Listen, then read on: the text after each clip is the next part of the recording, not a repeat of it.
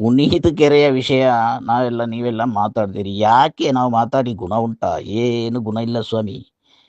ನಾವು ರಾಜಕೀಯ ನೋಡಿ ನೋಡಿ ಸಾಕಾಗಿದೆ. ಇಲ್ಲಿ ಸಭೆಯಲ್ಲಿ, ಕಾರ್ಯಕ್ರಮದಲ್ಲಿ, ಅಧಿವೇಶನದಲ್ಲಿ ಸುಮ್ಮನೆ ಪ್ರಜೆಗಳನ್ನು ಮಂಗ ಮಾಡಲಿಕ್ಕೆ ಅವರು ಬಿಜೆಪಿ, ಕಾಂಗ್ರೆಸ್ ಇವರು ಬೈದುಕೊಳ್ತಾರೆ ಹೊರತು ಆಮೇಲೆ ಇವರು ಒಟ್ಟಿಗೆ ಕುಳಿತು ಒಂದೇ ಪ್ಲೇಟಲ್ಲಿ ಊಟ ಮಾಡ್ತಾರೆ. ಇಲ್ಲಿ ಹಗೆ ಕಟ್ಟಿಕೊಂಡು ಹೊಡಿ ಬಡಿ ಕಡಿ ಪೆಟ್ಟು ತಿನ್ನುಕೊಂಡು ಜೀವನ ಮಾಡುವವರು ಕಾರ್ಯಕರ್ತರು, ಅದರಲ್ಲೂ ಎಲ್ಲಾ ಪಕ್ಷದ ನಿಷ್ಠಾವಂತ ಪ್ರಾಮಾಣಿಕ ಕಾರ್ಯಕರ್ತರು. ಇವರು ಸತ್ಯ ನಂಬುವುದು.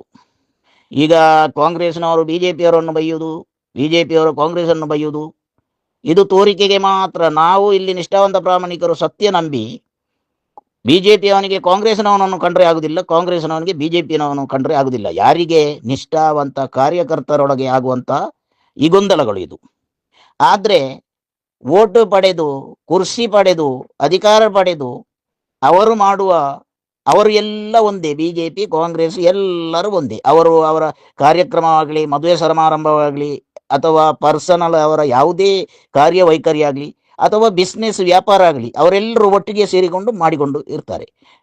ನಿಷ್ಠಾವಂತ ಕಾರ್ಯಕರ್ತರು ಬಿಜೆಪಿಯವ ಕಾಂಗ್ರೆಸ್ನವನಲ್ಲಿ ಮಾತಾಡಿದ್ರೆ ಅವೇ ಹಗಲು ಕಾಂಗ್ರೆಸ್, ರಾತ್ರಿ ಬಿಜೆಪಿ ಅಂತ ಹೇಳ್ತಾರೆ.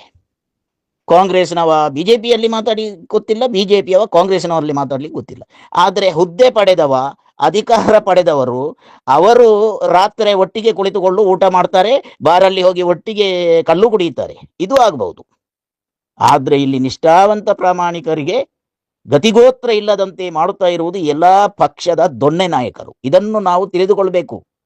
ಯಾಕೆಂದ್ರೆ ನಾವು ಇದರ ಹಿಂದೆ 30-40 ವರ್ಷದಿಂದ ಹೋಗಿ ಎಲ್ಲವನ್ನು ತ್ಯಾಗ ಮಾಡಿಕೊಂಡವರು.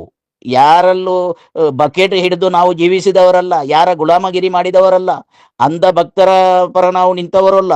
ನಾವು ಸ್ವಾಭಿಮಾನದಿಂದ ಒಂದು ಜಾತ್ಯತೀತ ಪಕ್ಷ ಎಂಬ ನಿಲುವಿನಿಂದ ನಾವು ಕೆಲಸ ಮಾಡಿದ್ದೇವೆ.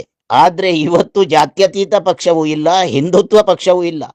ಅವರೆಲ್ಲ ರಾತ್ರಿ ಬಾರಲ್ಲಿಯೋ ಅಥವಾ ರೆಸಾರ್ಟ್ ಅಲ್ಲಿಯೋ ಅಥವಾ ಅವರವರ ಬಿಸ್ನೆಸ್ ವ್ಯಾಪಾರ ಕೇಂದ್ರದಲ್ಲೋ ಅವರೆಲ್ಲರೂ ಒಂದೇ, ಕಾಂಗ್ರೆಸ್, JDS, ಬಿಜೆಪಿ. ಇಲ್ಲಿ ನಾವು ಈ ಪ್ರಾಮಾಣಿಕ ನಿಷ್ಠಾವಂತ ಕಾರ್ಯಕರ್ತರು ಆಫೀಸಲ್ಲೂ ಪೆಟ್ಟು ತಿಂತಾರೆ. ಕಾಂಗ್ರೆಸ್ ಇವತ್ತು ಕೆಲವೊಂದು ಕಾಂಗ್ರೆಸ್ ಆಫೀಸಿನಲ್ಲಿ ಹೊಡೆದಾಟ. ನಿಷ್ಠಾವಂತ ಪ್ರಾಮಾಣಿಕರು ಸತ್ಯ ಹೇಳಿದ್ರೆ ಆಫೀಸಲ್ಲಿ ಅವರಿಗೆ ಹೊಡೆತ. ಇಂಥದ್ದೆಲ್ಲ ಇವತ್ತಿನ ಬೆಳವಣಿಗೆ ಬೇಕಾ?